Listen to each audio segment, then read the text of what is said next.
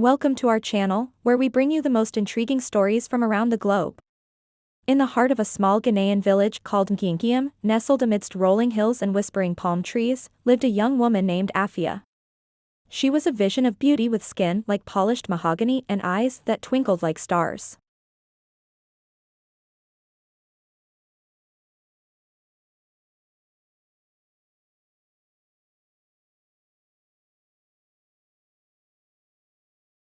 She brought papers, photos, even video evidence of their wedding.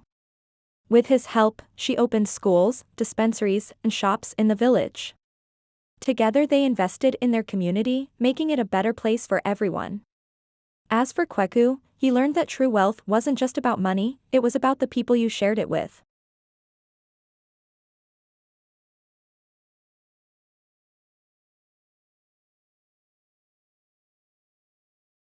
They accused Kweku of deception and gave him an ultimatum: leave the village or fix his mess. Afia, though heartbroken, knew what she had to do. She confronted both women, demanding the truth, and gave Kweku an ultimatum: settle your past or leave me out of your future. And you know what?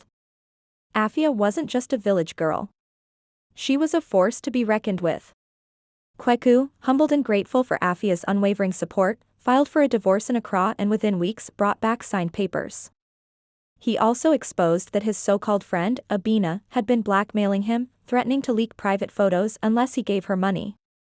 The village, which had initially sided with Abina, now turned against her, shunning her like a bad smell. He had nothing to offer Afia except his tattered clothes, calloused hands, and a solemn vow to love and cherish her.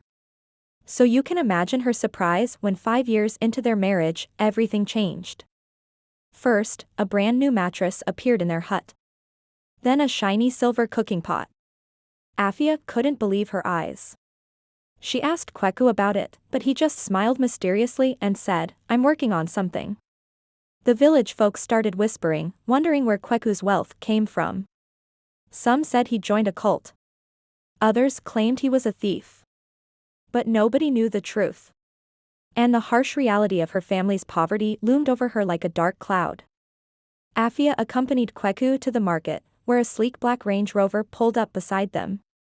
Out stepped Kweku, clean-shaven, looking like a city slicker in designer clothes and a gold watch gleaming on his wrist. Afia froze. The entire market seemed to stop. It was like Kweku had stepped out of a Legos music video. Everyone stared, mouths agape. He looked nothing like the ragged man Afia knew. Kweku turned, saw Afia and smiled. "Let's go home," he said. That day, Kweku revealed his secret. He wasn't poor. In fact, he was one of Ghana's youngest tech billionaires. He'd built a payment app in Accra, sold it to a foreign company, and overnight became rich. But when his fiancée and friends turned their backs on him after losing money in a crypto crash, he fled to the village to hide. He wanted peace, a reset. He pretended to be poor, wanting to see who would treat him with kindness. And in Afia, he found the love and care he'd been searching for. Her father, once a strong and healthy man, was crippled by a mysterious illness, and her mother, worn out from years of hard work, could barely eke out a living. Afia wasn't just blessed with good looks. She was smart, too. He wanted to marry Afia. Now, you might ask, what was so wrong with that? After all, marriage is a beautiful union, isn't it? But in Afia's case, it was a marriage to destitution, a union with a man who had nothing to offer, no wealthy family to welcome her, no land to call their own, not even proper slippers to wear. When Afia heard the news, her heart crumbled. She had always dreamed of leaving the village, becoming a nurse in Accra, maybe even traveling abroad. But those dreams lay shattered at her feet like a broken vase. All because her parents, desperate for a way out of their poverty, agreed to marry her off to this penniless palm wine tapper. Afia cried for days, her tears mixing with the dust of her village. For please L on deaf ears. Her dreams were traded for a handful of goats and a bag of maize. Plus, a promise from Kweku's so-called uncle that he would build a mud hut for them, a hut that would become their home. Every morning, she woke up before sunrise to help her mother, a weaver whose nimble fingers created intricate patterns on cloth, a legacy passed down from generations past. But as the sun set each evening, painting the sky in hues of orange and purple, Afia yearned for more than her village could offer. Then one day, a stranger from the village square, Kwaku, a quiet, unassuming man who worked as a palm wine tapper, approached her family with a proposal. Now, you might wonder, why did Afia's parents agree to this match?